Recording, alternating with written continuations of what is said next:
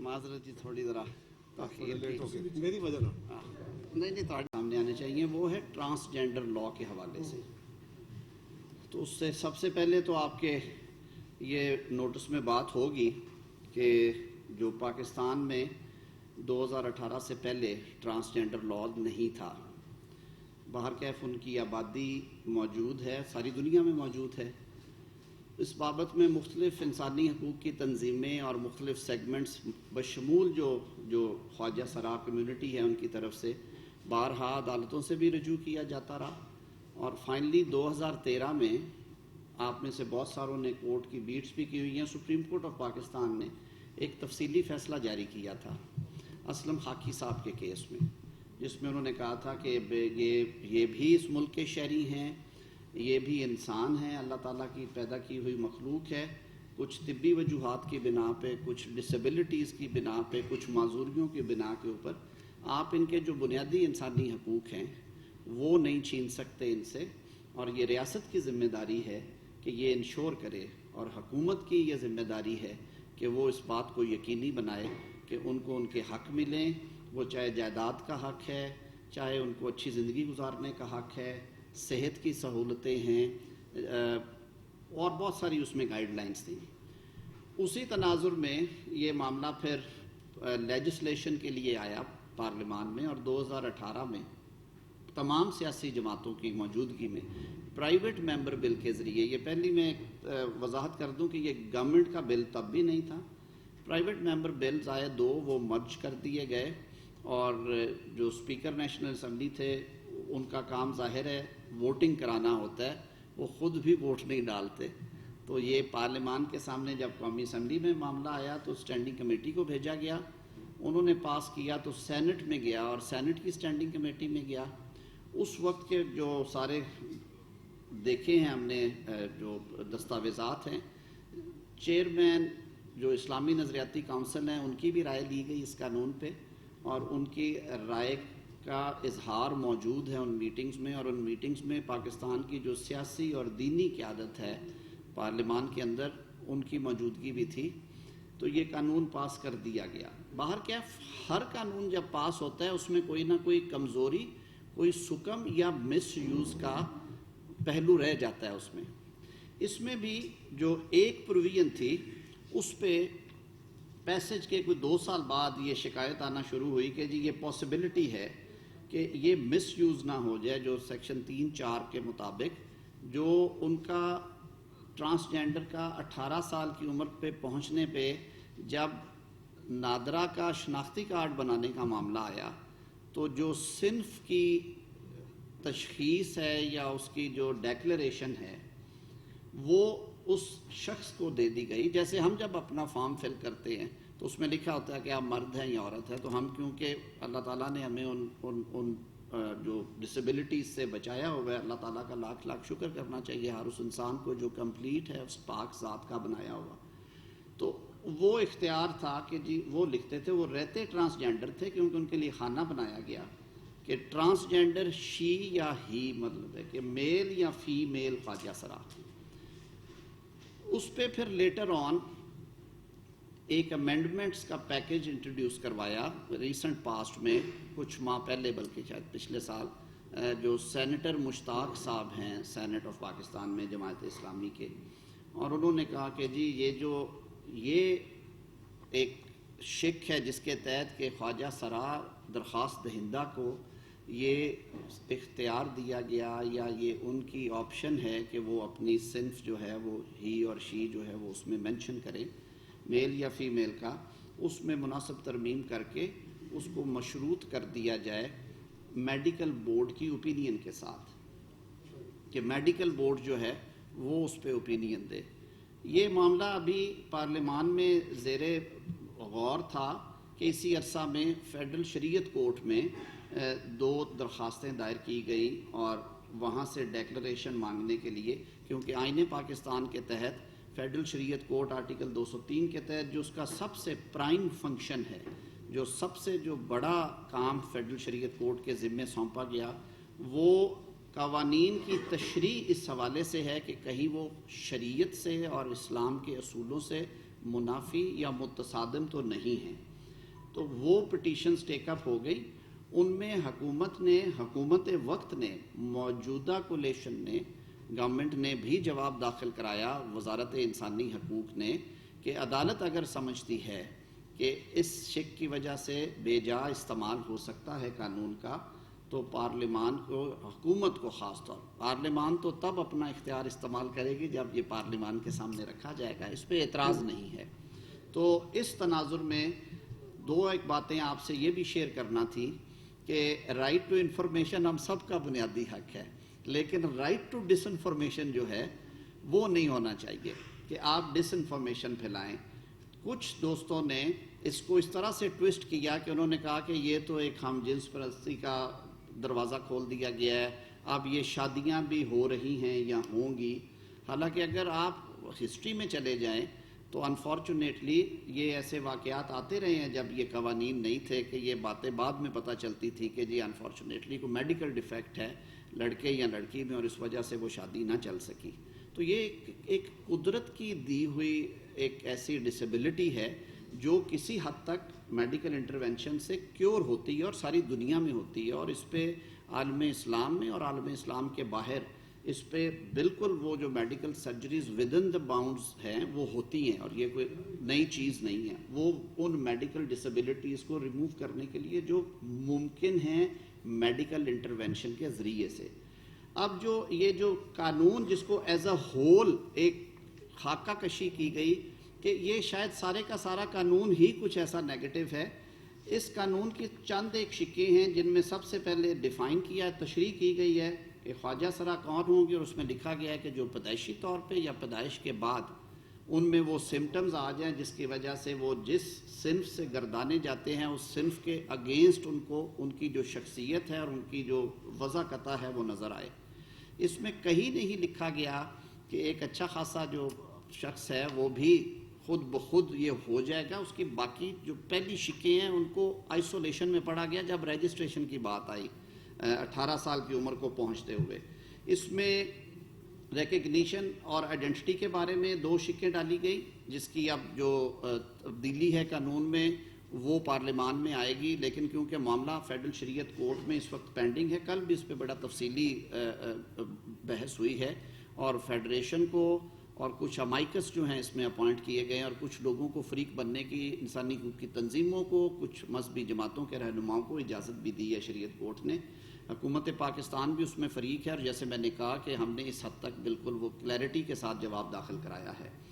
اسی طرح ڈسکریمنیشن جو ہے، غیر مساویانہ سلوک کو روکا گیا، جو کہ سپریم کورٹ کا بھی حکم تھا اور میرا آئین بھی یہی کہتا ہے پاکستان کا، کہ پاکستان کی سوائل پہ، پاکستان کی سرزمین پہ رہنے والے کسی شخص کو، چاہے وہ پاکستانی ہے یا پاکستان میں مہمان کے طور پہ آیا ہوا ہے، اس کے کلر، کریڈ، ریس، صنف کی وجہ سے آپ اس کو ڈسکریمنیٹ نہیں کریں گے.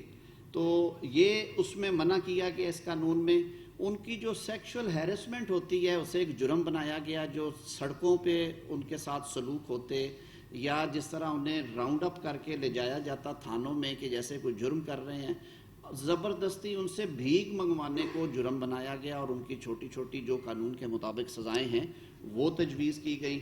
پھر گورنمنٹ اوبلیگیشنز دی گئی ہیں اس قانون. پارلیمان نے حکومتوں کو پابند بنایا ہے کہ آپ نے ان کے حقوق کے تحفظ کے لیے کیا کیا انشور کرنا ہے. رائٹ ٹو انہیریٹنس ہے جو کہ سپریم کورٹ کے فیصلے کے عین مطابق ہے، اور شریعت میں بھی جو ان کی صنف ہے اس کے مطابق ان کو حصہ ملنا چاہیے. اور یہ معاملہ اگر زیادہ باریک ہے تو اس پہ فیڈرل شریعت کورٹ کا فیصلہ جو ہے وہ حرف آخر ہوگا. ظاہر ہے اس کے بعد پارلیمان بھی کوئی ایسی قانون سازی نہیں کر سکتی جو کہ شریعت سے متصادم ہو. رائٹ ٹو ایجوکیشن ہے کہ ان کے لیے کنڈیوسو ایک بہتر انوائرمنٹ ہو کہ وہ تعلیم حاصل کر سکیں. اور اب آپ ٹی وی اخبار میں دیکھتے ہیں کہ ان میں ڈاکٹرز بھی بن رہے ہیں، انجینئرز بھی آ رہے ہیں، کوئی وکیل بھی 2-4 نظر آئے ہیں، تو تاکہ وہ معاشرے کا یوزفل حصہ، کارآمد حصہ بن سکے.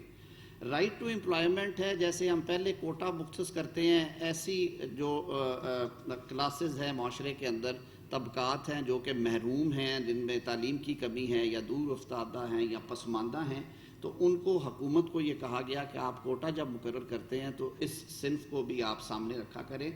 رائٹ ٹو ہیلتھ کا بھی ایشو تھا کہ انہیں ہاسپٹلز میں وہ ٹریٹمنٹ نہیں تھی ملتی, میل فیمیل وارڈ کس میں داخل کریں, یہ پرابلم آتی تھی. تو یہ اس میں طے کر دیا گیا کہ ان کے لیے الگ سے جو ہے وہ چھوٹے وارڈز بھی قائم کرنے پڑے تو وہ کرے, تاکہ ان کی اگر انڈور ہیلتھ فیسلٹیز ہیں وہ کمپرومائز نہ ہوں ان انسانوں کی.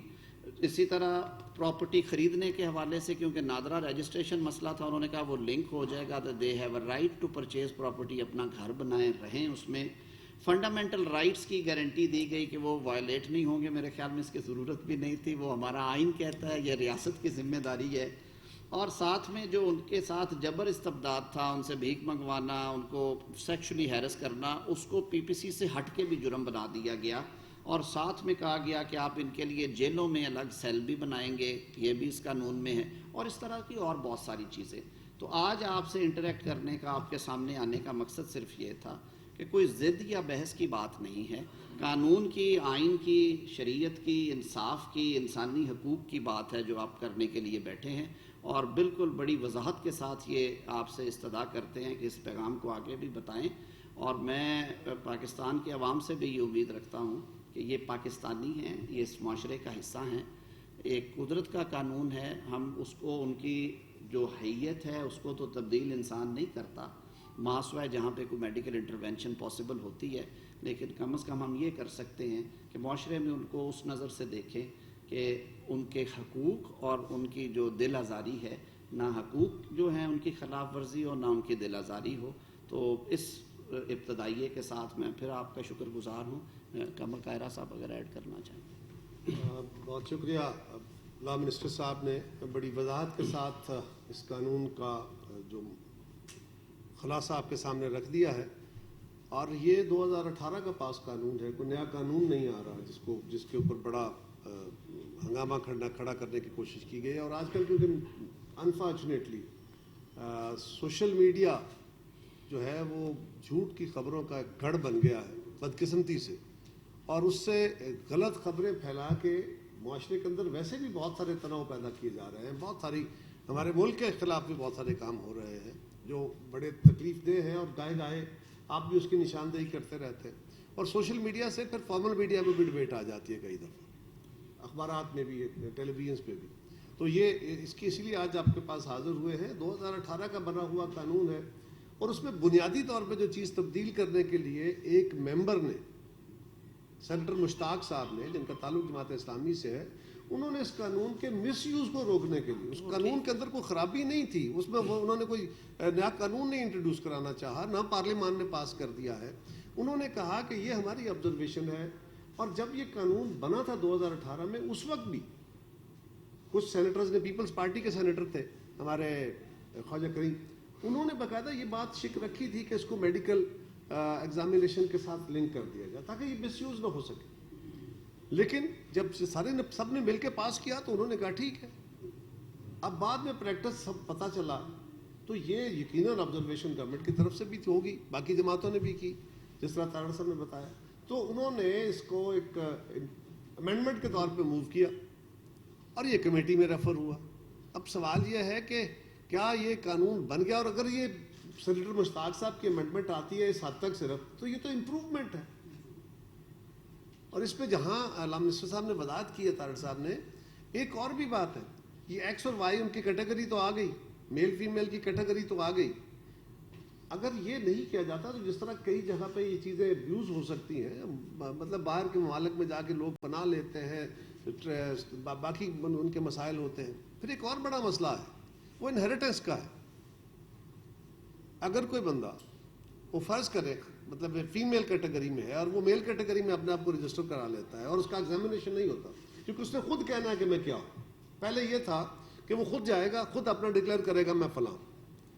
اب وہ اگر میل میں ڈکلیئر کرا لیتا ہے تو جو ہمارے قانون کے مطابق خواتین کا حق ہے, وہ شیئر جو ہے وہ تھوڑا آدھا ہے مرد سے, وہ شیئر اپنا زیادہ لے لے گا.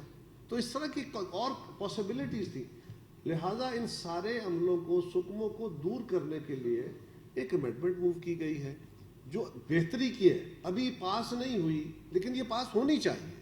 تاکہ مس یوز نہ ہو سکے. حکومت کی کلیئرٹی ہے. حکومت کی بھی کلیئرٹی ہے, اور ہمیں یقین ہے کہ پورے ساری سول سوسائٹی, سارے جو ذی شعور لوگ ہیں, وہ اس قانون کو تو اپنی جگہ, قانون کے اوپر کسی کو اعتراض ہے تو وہ بات کرے, اس کا اپنے راستے ہیں, لیکن نہ تو کوئی قانون کو اعتراض کرے گا, اور خاص طور پہ اس امینڈمنٹ کو تو اپریشیٹ کیا جائے گا رادر دین کہ اس کے اوپر تنقیدی اور بحثیں کی جائیں. اور یہ بات بالکل درست ہے کہ وہ ایک ڈسیبلٹی ہے, جس طرح اور بہت ساری ڈسیبلٹیز ہو سکتی ہیں, کوئی ٹانگ سے محروم ہے, کوئی ہاتھ سے محروم ہے, کوئی اسی طرح مختلف خاصیتیں, مختلف صلاحیتیں ہیں جن سے محروم لوگ ہیں. وہ جس طرح ہم ہیں, خواتین ہیں, مرد ہیں, اسی طرح وہ بھی ہمارے معاشرے کے, وہ بھی ہمارے بہن بھائی ہیں, ہمارے ہی ماں باپ کی وہ اولادیں ہیں. لہذا ان سے نفرت کر کے, ان کو ہیٹ سمجھ کے یہ کرنا یہ بہت نامناسب ہے. اور طاہر صاحب مجھے کریکٹ کیجئے, میری اطلاع یہ بھی ہے کہ جو ان کی تنظیمیں بنی ہوئی, ان کی طرف سے بھی یہ مطالبہ تھا کہ یہ جو امینڈمنٹ لا رہے ہیں کہ یہ لا مس یوز نہ ہو, تو آپ اس کو درست طریقے سے میڈیکل لیگل کے ساتھ اس کو لنک کریں, میڈیکل سے لنک کریں. یہ ان کی طرف سے بھی مطالبہ تھا, اور یہ ان کا بھی اچھا عمل ہے. تو میں صرف اتنی گزارش کروں گا کہ حکومت کے خلاف باتیں کرنے کے لیے اور بہت فورم, بہت طریقے, بہت سارے موضوعات ہیں. اس طرح کے سینسٹیو موضوعات کو یا کسی کے دل آزاری کا سبب بننے والی چیزوں کو, وہ پاکستان کے شہری ہیں, وہ ہمارے بہن بھائی ہیں, ہمارے ہی بچے ہیں, ان کو ڈس آن نہیں کیا جا سکتا. اگر آپ کے ہاں معذور بچے پیدا ہوتے ہیں تو آپ ان معذوروں کو سینے سے لگا کے رکھتے ہیں, ان کی نگہداشت کرتے ہیں, اور معاشرہ ان کے لیے قانون بنا کے ان کو پروٹیکٹ کرتا ہے. اگر آپ ان کو ہیٹ سمجھ کے الگ کر کے پھینک دیں گے تو پھر یہی ہوگا کہ جس طرح ان کے ساتھ ماضی میں ظلم ہوتا رہا, یہ اس ظلم کو روکنے کے راستے ہیں. اگر خدا نہ خواستہ جس طرح کے تحفظات کا اظہار کیا جا رہا ہے, یا جو مغالطات بکی جا رہی ہیں, اگر اسی کی بات کرنی ہو تو قانون ہو یا نہ ہو, وہ اگر اکٹھے رہتے ہیں ان کا کیا ریلیشن شپ ہوگا کسی کو پتہ ہے؟ کوئی ڈکلیریشن ہے اس کی؟ تو وہ تو پھر ابیوز اور مس یوز تو سوسائٹی کے اندر ہوتے رہتے ہیں. قانون میں ایسی کوئی چیز نہیں. یہ قانون رستہ روکتا ہے. اگر کوئی کہے کہ مخلوط شادیاں یا وہ ہیں, تو یہ قانون اس کا رستہ روکتا ہے, کیونکہ آپ ڈیکلیریشن ہے اور آپ میڈیکل سرٹیفکیٹ کے ساتھ وہ اور زیادہ واٹر ٹائٹ ہو جائے گا. سردار عبدالحمید صاحب نیوز ون سے یہ بتائیں کہ جس طرح آپ نے خود کہا, اور بلا شبہ سردار چودھری صاحب کے دور میں فیصلہ ہے کہ کو ملازمت کر کے گئے, ان کا خیال رکھنا ہے. تو یہ جو سید مشتاق صاحب نے نشاندہی کر دی ہے, کیا حکومت جو ہے وہ اب فیڈرل شریف کورٹ کے فیصلے کو دیکھے گی, یا اس کے اوپر نوٹس لے کے اس کے سکون کر سکے گی؟ دو ایک چیزیں جو تھوڑی سی سینسٹیو ایریا آیا نا سامنے, وہ ہے انہیریٹنس کا, کہ اس میں اگر اس بات کے اوپر اتفاق رائے نہیں ہوتا, یا میڈیکل رپورٹ چیلنج میں چلی جاتی ہے اور وہ فائنل ڈیکلیریشن نہیں آتا, تو جو شرعی حصے کے حوالے سے بات ہے, وہ ایک ایسا ٹیکنیکل ایریا ضرور ہے جس پہ ہم معاونت چاہتے ہیں. ہم چاہتے ہیں کہ ہمیں جو ہدایت ہے وہ شرعی عدالت سے آئے, اور اس لیے سارے فریقین کا خیال تھا. میرا نہیں خیال کہ یہ امینڈمنٹ, اس کے علاوہ یہ امینڈمنٹ آئے تو اس میں کوئی کسی قسم کا, اور کسی حکومتی جماعت نے یا اپوزیشن پارٹی نے بظاہراً اس پہ کسی قسم کا اعتراض نہیں ہے. کئی دفعہ قوانین بنتے ہوئے نیک نیتی سے بنائے جاتے ہیں, آسانیاں پیدا کرنے کے لیے کہ انہیں لائنوں میں کھڑا کر کے اس جھنجھٹ میں نہ ڈالیں, یا جو ہمارے سوشل نارمز ہیں, پھر اعتراضات شروع ہوتے ہیں کہ جی ہسپتالوں میں جی یہ اب سودے کھل گئے, جی وہ سرٹیفکیٹ دینے کی فیس نہیں ہے, جی وہ انڈر ہینڈ سرٹیفکیٹس دیے جا رہے ہیں, جعلی بن رہے ہیں. تو اس کو روکنے کے لیے میرے خیال میں اس وقت کے جو سارے کمیٹی ممبران تھے انہوں نے کہا, اور یہ بہت سے ملکوں میں یہ چوائس جو ہے اسلامی اور دیگر ممالک میں ہے بھی کہ اس وقت کی ڈٹرمنیشن, لیکن باہر کیف لاء کا مس یوز جو ہے وہی آپ کو ایک عندیہ دیتا ہے کہ اس میں مزید امپرومنٹ کی ضرورت ہے. 4-4.5 سال میں کوئی ایسے بڑے واقعات تو نہیں رپورٹ ہوئے, لیکن ہم سمجھتے ہیں کہ یہ جو امینڈمنٹ ہے اس کو مزید بہتر کرے گی.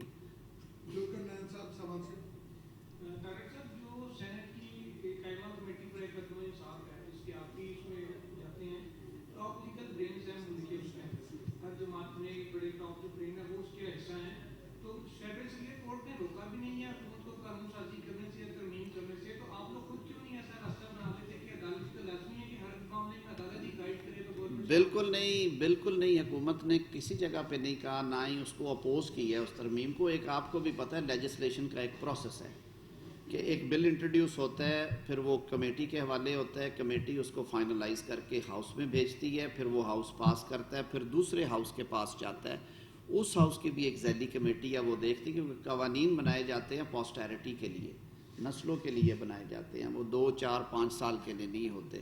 وہ پروسیس چل رہا ہے، اس میں گورنمنٹ کی طرف سے کسی قسم کی کوئی رکاوٹ نہیں ہے. اور میں نے جو پہلے عرض کیا، قانون سازی میں بدنیتی نہیں ہوتی کیونکہ یہ ایز اے ہول بنائے جاتے ہیں. 2018 والی لیجسلیشن میں تحریک انصاف نے بھی ووٹ کیا، مسلم لیگ نے بھی ووٹ کیا، جو پیپلز پارٹی نے بھی ووٹ کیا، جو مذہبی جماعتیں ہیں پارلیمنٹ سب نے ووٹ کیا. اور آپ کے سامنے اگر یہ اتنا بڑا تنازع ہوتا تو 2018 سے لے کے آج تک یہ 4 سالوں میں اس پہ بہت کچھ ہو چکا ہوتا اب تک. اور جماعت اسلامی کی طرف سے بھی دیکھیں نا، نہیں، امینڈمنٹ آئی ہے بہتری کی طرف، بہتری کے لیے، مطلب ان کے لیے کوئی ایریا کے قانون کے ایک ایڈمنڈمنٹ کے اوپر ضرور شریعت کورٹ کی رہنمائی ہے، کیونکہ دنیا بھر کے ممالک میں جو ان کی سرجریز ہیں، ان کی اس ڈس آرڈر کے حوالے سے انسانی ضرورت والی، وہ مشتاق صاحب کی پرپوزل ہے کہ وہ بھی بین کر دی جائیں سرے سے. اس پہ فیڈرل شریعت کورٹ کی رہنمائی بھی درکار ہے اور اس پہ پارلیمان بھی بحث کرے گی، کیونکہ انسانی حقوق کے جہاں پہ معاملات ہوں گے وہاں پہ آنکھیں بند نہیں کی جا سکتی. اور یہ جو آپ کا سوال کا حصہ ہے نا کہ کیوں گئے ہیں وہاں، جو کمیٹیاں ہوتی ہیں، اختیار آپ کے پاس ہے. نہیں، میں اس کی وضاحت کر دیتا ہوں. جب آپ قانون سازی کر رہے ہوتے ہیں نا تو آپ اینٹیسپیٹ کر رہے ہیں کہ اگر خدا نخواستہ ایسا ہوا، یہ قانون سارے پروسیسز گزرنے کے بعد وہاں سے اسٹرائک ڈاؤن ہوا، آبزرویشن آ گئی، تو پھر کیا ہوگا.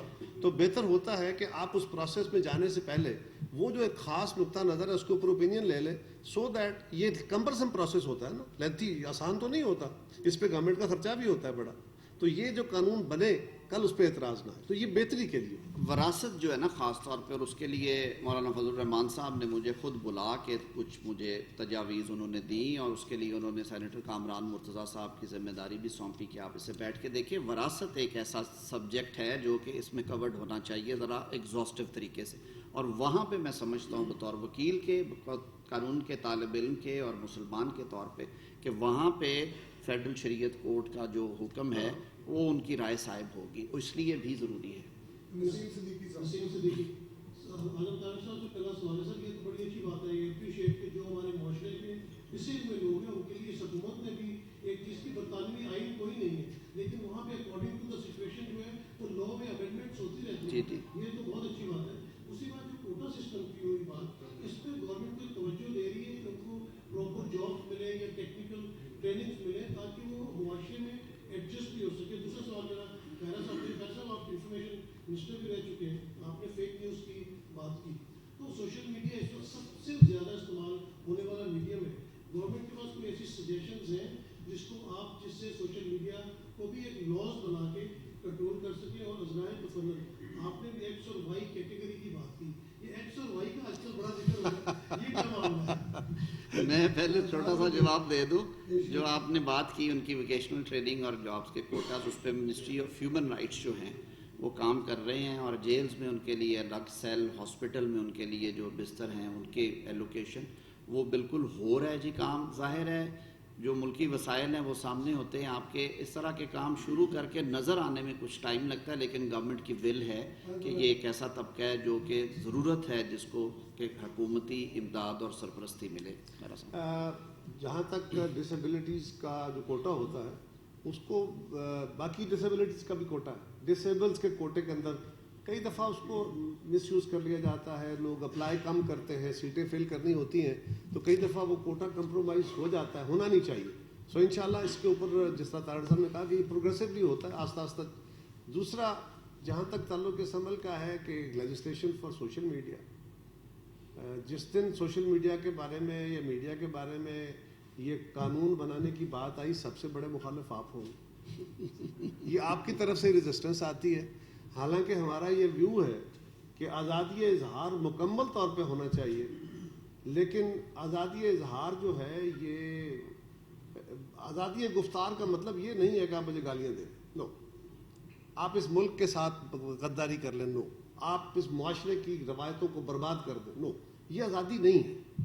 آپ کی آزادی میرے ناک کے پیچھے پیچھے ہے، اس سے آگے بڑھنے کی آزادی نہیں ہے. سو جہاں آپ کو آزادیاں ہیں وہاں مجھے، سو ہم سوشل میڈیا کے اوپر پابندی نہیں لگانا چاہتے، نہ اس کا خواب ہے.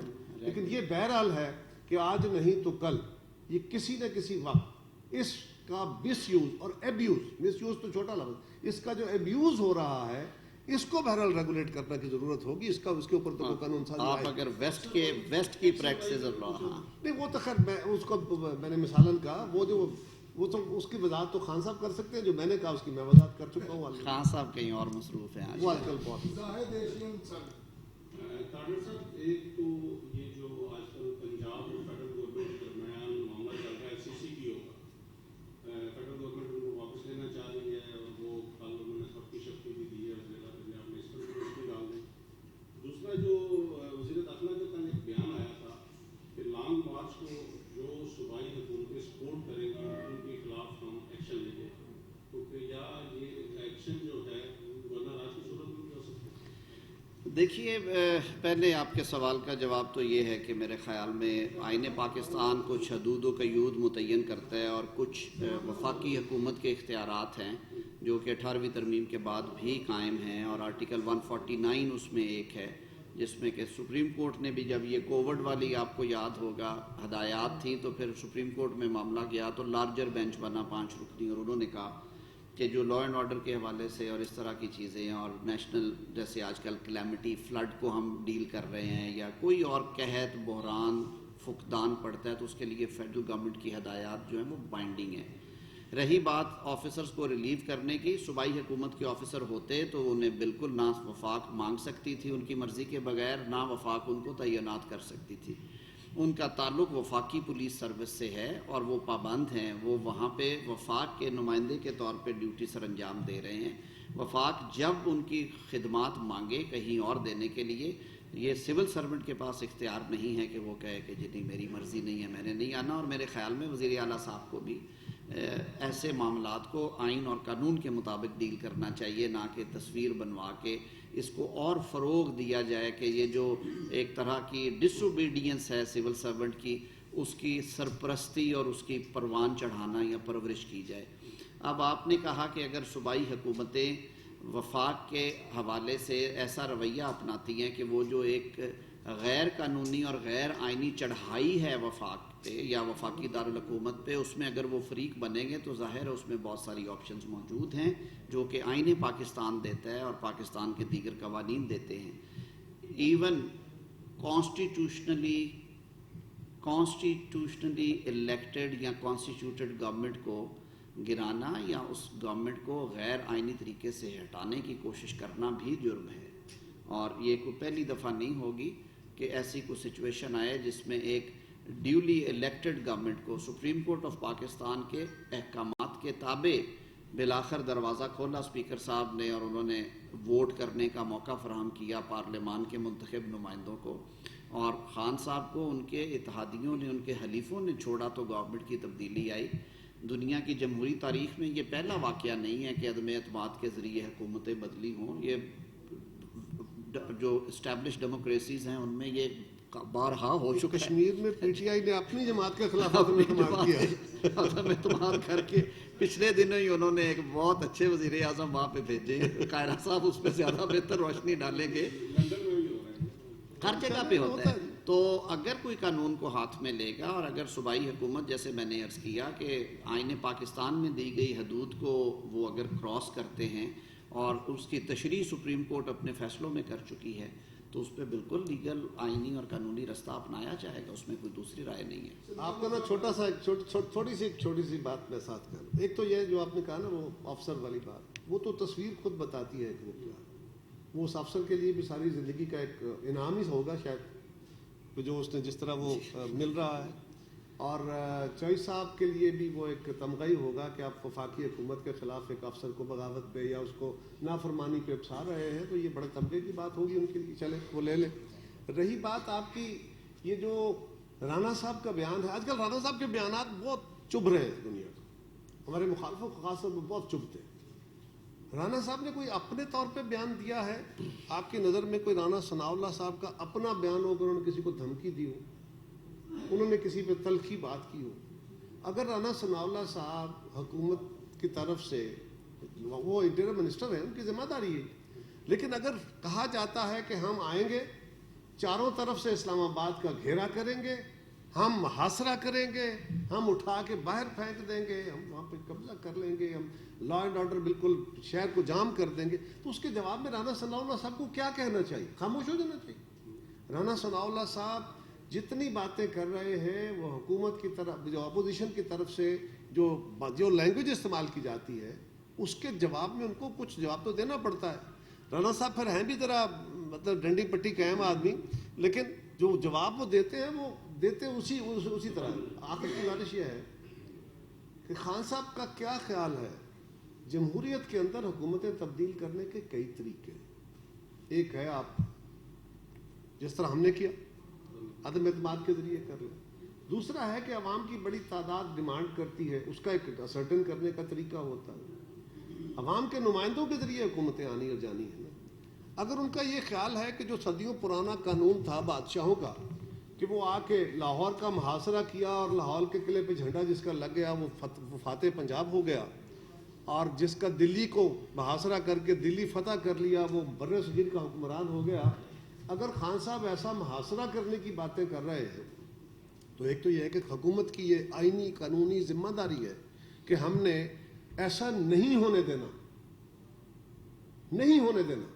کہ وہ محاصرے کرے, کیونکہ اب محاصروں کا نہیں, جمہوریت میں محاصرے نہیں ہوتے, احتجاج ہوتے ہیں. احتجاج کرنا چاہیں تو بسم اللہ. لیکن میں ایک رائے ویسے دوں گا خان صاحب کو, وہ ایک اور کام کرے, وہ اپنی پالیسی تبدیل کر کے ڈکلیئر کر دیں کہ اب اس ملک میں آؤں گا, میں محاصرہ کروں گا, میں وزیر اعظم ہاؤس پہ قبضہ کر کے بادشاہت کا اعلان کر دوں گا. تو پھر بھی ہمیں خاموش ہو جانا چاہیے نا. یہ بڑا افسوسناک رویہ ہے. دیکھیں جی, یہ تو پھر لوڈ شیڈنگ کا حصہ ہے, لیکن یہ ہمارے لیے افسوسناک صورتحال ہے. ہم اس کو بالکل ٹالریٹ نہیں کر سکتے.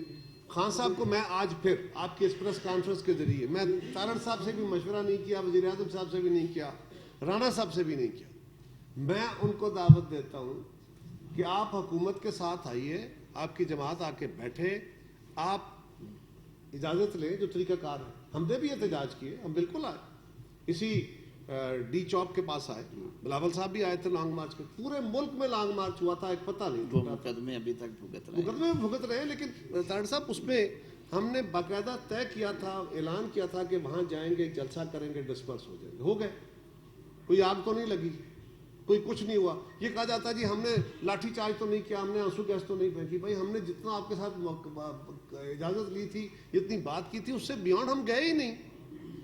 آج آپ بھی اگر اجازت لے کے آنا چاہتے ہیں, حکومت کو یہ شیورٹی کراتے ہیں کہ آپ اپنے دائرے کے اندر رہیں گے آئین اور قانون کے, تو آپ کے احتجاج کا حق ہے. آپ جلسے کر رہے ہیں, کوئی رکاوٹ جتنے مرضی کریں. آپ لانگ مارچ کرنا چاہتے ہیں, کریں, جتنے مرضی کریں, کس نے روکا ہے. لیکن اگر یہ ہو کہ وہ آ کے اسلام آباد کا محاصرہ کریں گے تو اطلاع عرض ہے کہ اب محاصروں کا دور نہیں رہا. ایک تو آپ نے کہا کہ اگر صوبائی حکومتیں گجرتوں کی سپورٹ کریں گی آئینی اور قانونی راستہ ہو, ایک تو وہ آئینی اور قانونی راستہ بتانے کون سا ہوگا, اس میں ووٹر راج بھی جی بالکل جی جو اپریل مئی میں ہوا تھا, اس میں کے پی گورنمنٹ کے ہیلی کاپٹر بھی آئے تھے, پولیس بھی آئی تھی, سرکاری ملازم بھی آئے تھے. تو اس وقت وہ آپ نے کوئی آپشن اختیار نہیں کیا. دوسرا میں نے آپ سے نظر ہی پوچھا تھا, کیبنٹ آپ کی 72 ہو گئی ہے, بڑی تنقید ہو رہی ہے, 49 کی آپ کو اجازت ہے, تو اس میں کیا آپ کا کیا ویک پوائنٹ آپ کی حکومت کا, کیوں اتنی ضرورت ہے اس میں عمرہ اور قانون خصوصی بنانے؟ میں عرض کر دیتا ہوں, جہاں تک تو تعلق ہے آپ کے پہلے سوال کا کہ گورنر راج, ظاہر ہے اگر حالات ایسے وارنٹ کریں اور حالات ایسے ہوں تو یہ ایک آپشن ہے. لیکن جمہوری حکومتوں کی یہ ہمیشہ چوائس رہی ہے کہ وہ خواہش بھی رہی ہے کہ وہ اس حد تک نہ جائیں. اور آپ کو یاد ہوگا کہ 2014 والے دھرنوں میں بھی خان صاحب کے پاس ایک صوبے کی حکومت تھی اور اس صوبے کی حکومت نے کافی حد تک دھرنے کو سپورٹ کیا تھا. لیکن اس وقت کی حکومت نے اور اس وقت کے اپوزیشن لیڈر نے, جو کہ سید خورشید شاہ صاحب تھے, انہوں نے مشاورت کے ساتھ صرف پارلیمان کی بالادستی کی بات کی تھی. آج بھی صورتحال وہ ہے جو کائرہ صاحب نے کہا, آئیں آ کے احتجاج کریں. دوسری بڑی اچھی آپشن ہے ان کے پاس, آپ آئیں پارلیمان کے اندر آئیں, اندر آ کے حکومت بدل دیں. آپ کو کس نے روکا ہے؟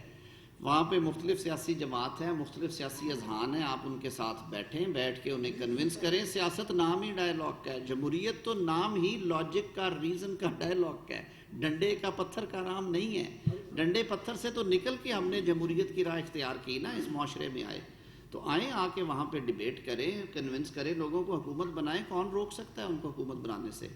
دوسرا سنا صاحب آپ نے کہا قانون اور آئین کے تحت جو سیلنگ ہے کانسٹیٹیوشن میں وہ فیڈرل منسٹرز کی اور ایڈوائزرز کی ہے, اس سیلنگ سے کسی نے کوئی ایکسیڈ نہیں کیا. جہاں تک حکومت چلانے کے لیے, روزمرہ کے معاملات کو دیکھنے کے لیے وزیر اعظم کو اسپیشل یونٹس میں, سیلز میں معاونت کے لیے لوگوں کی ضرورت ہے, وہ جو رولز آف بزنس ہے وہ پرووائڈ کرتے ہیں کہ وہ کسی کو اپنی معاونت کے لیے معاون خصوصی مقرر کر سکتے ہیں. اس میں سے کچھ کے جو عہدے ہیں ان کو کہہ دیا جاتا ہے کہ وہ ایکویولنٹ ہوں گے وفاقی یا وزیر وفاقی وزراء یا وزیر مملکت کے برابر, اور کچھ جو ہیں وہ صرف معاونین خصوصی ہوتے ہیں. تو اس حوالے سے جو آئین نے حد قائم کی ہے اس کو کراس نہیں کیا گیا. رولز آف بزنس میں اس چیز کی گنجائش ہے. حکومتوں کی حیت اور سائز کے مطابق یہ چیزیں کم زیادہ ہوتی رہتی ہیں. میں ذاتی طور پہ اسپیکنگ فار مائی سیلف میں خود سمجھتا ہوں کہ سائز چھوٹے ہونے چاہیے. کوانٹٹی سے زیادہ کوالٹی کی ضرورت ہے اس ملک کو. جب ہم سب مل کے کام کرتے ہیں تو چیزیں بہتر ہو جاتی ہیں. اور انشاءاللہ وزیر اعظم صاحب خود بڑا ٹیم ورک کے قائل ہیں. انہوں نے ہمیشہ ایک اچھے ایڈمنسٹریٹر کے طور پہ ڈلیور کیا ہے صوبے میں رہتے ہوئے. مجھے امید ہے کہ وہ اپنی ٹیم کا پورا استعمال کریں گے. بہت ایک چیز یہ بڑی ڈبیٹ ہے سلطان صاحب, بڑا سمپل ایشو ہے کہ ہر جماعت کی یہ کوشش ہوتی ہے کہ اس کی اکیلے وہ جیتے, وہ اپنی حکومت قائم کرے اور پھر اپنی حکومت کے ذریعے وہ اپنا ایجنڈا جو ہے وہ ملک کے اندر لاگو کرے. یہ ہر جماعت کی کوشش اور خواہش ہوتی ہے.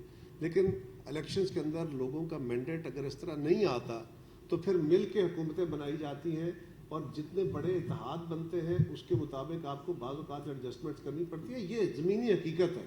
لیکن اس کے ساتھ ہی ساتھ ایک گزارش یہ بھی ہے کہ جو ممبران یعنی اسپیشل اسسٹنٹس کو جو اعزازیہ ملتا ہے, جو ممبرز ہیں نا قومی اسمبلی کے یا سینٹ کے, ان سے کم ملتا ہے. نہیں وہ بھی ہے, اور پارلیمنٹ نہیں جو ان کے ممبر ہیں ان کو تو ملتا ہی نہیں ہے نا, ان کو تو آلریڈی سیلری مل رہی ہوتی ہے. اور اگر آپ اوور آل جو ڈرائنگ بل ہوتا ہے سینیٹر یا قومی اسمبلی کے ممبر کا اور جو اسپیشل اسسٹنٹ کا, وہ اگر کبھی دیکھیں تو بڑا دلچسپ ہے. جو ممبران اسمبلی ہیں اور اسپیشل اسسٹنٹ بنائے گئے ہیں ان کے لیے کوئی الگ اعزازیہ نہیں ہے. ان کو سوائے اس کے ایک گاڑی ان کے آنے جانے کے لیے ان کو دی جاتی ہے اور کچھ نہیں ہے. لیکن اس کو اتنا ہوا بنایا گیا کہ جس طرح پورے دفتر کھل گئے ہیں, سیکرٹری رکھ دیے گئے ہیں, گاڑیاں آ گئی ہیں, بڑے محکمے پہلے آلریڈی وہاں وزیر موجود ہے. لیکن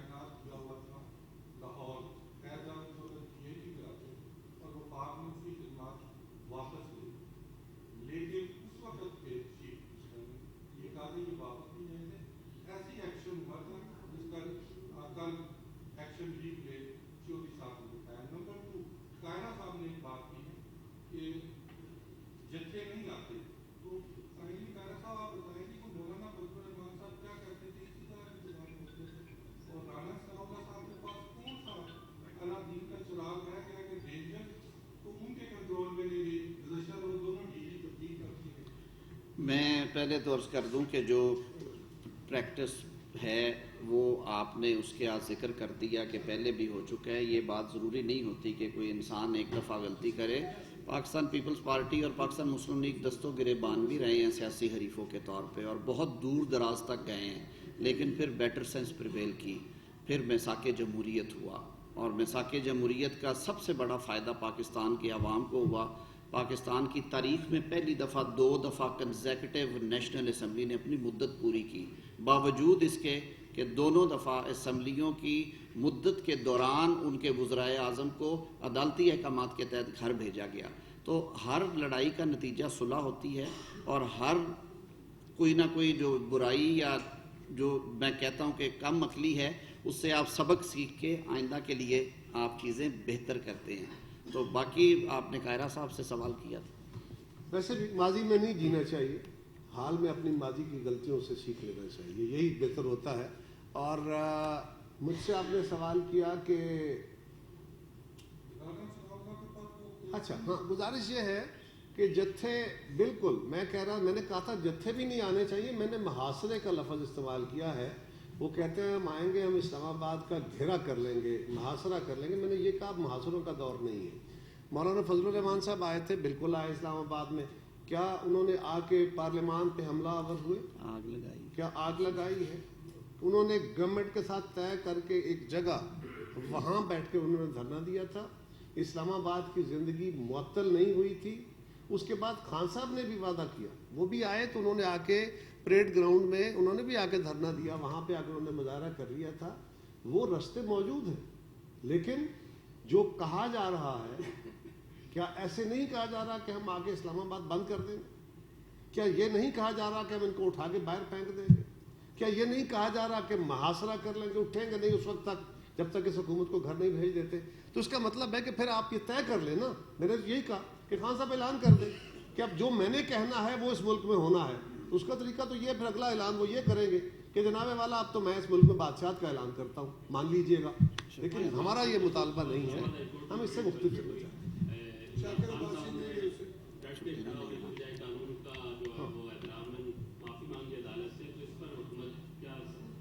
حکومت یہ عدالت اور عمران خان کے مابین معاملہ ہے. یہ ہمیشہ کنٹیمپٹ کا قانون جو ہے، وہ کنٹیمپٹ جو ہے وہ کورٹ اور کنٹیمنر کے بیچ ہوتی ہے. حکومت نے جہاں تک تعلق ہے جو پرچہ درج کیا جج کو ہراساں کرنے کا، اس میں عدالتی احکام کے مطابق جو امینڈمنٹ تھی وہ ہو گئی. وہ پروسیکیوشن حکومت واپس نہیں لے گی، کیونکہ حکومت سمجھتی ہے کہ اس ملک کے خدمت کرنے والے جتنے سول سرونٹس ہیں، جوڈیشری کے ممبرز ہیں، ان کا تحفظ، ان کی آزادی جو ہے وہ حکومت کی ذمہ داری ہے.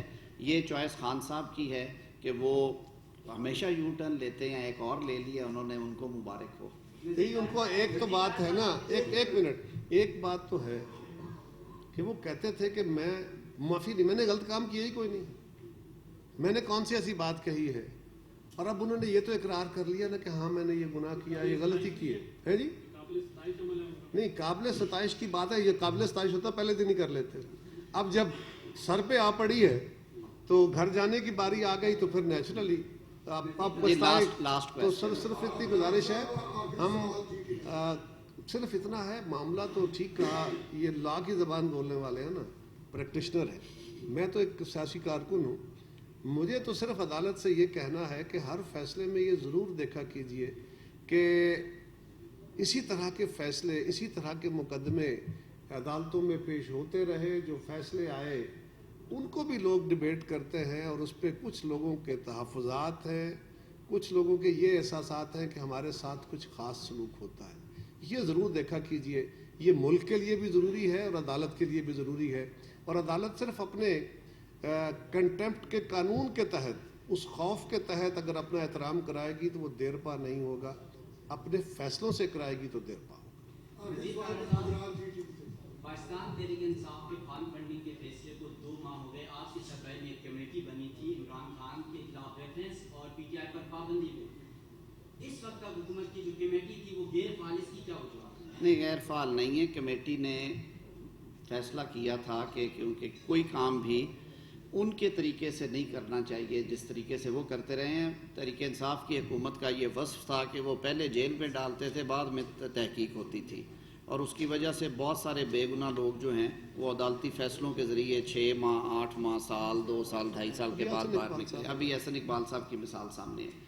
ایف آئی اے نے کیونکہ اس کی تحقیقات شروع کر رکھی ہیں، اور الیکشن کمیشن نے اپنے اس فارن فنڈنگ والے فیصلے میں یہ لکھا تھا کہ وفاقی حکومت کو ہم اطلاع بھیج رہے ہیں اور جو باقی لیگل ریمیڈیز ہیں وہ بھی اویل ہوں. تو ایف آئی اے کیونکہ اس کی لیئرنگ کے بارے میں، جس طرح سے قانون کو مس یوز کیا گیا اس کے بارے میں، جو فیٹف کے ریگولیشنز ہیں یعنی منی لانڈرنگ کے حوالے سے، اس حوالے سے تحقیقات کر رہی ہے. وہ تحقیقات مکمل ہوں گی تو یہ فیصلہ فائنل کیا جائے گا اور قانون اس کی اجازت دیتا ہے. بہت شکریہ. Thank you sir.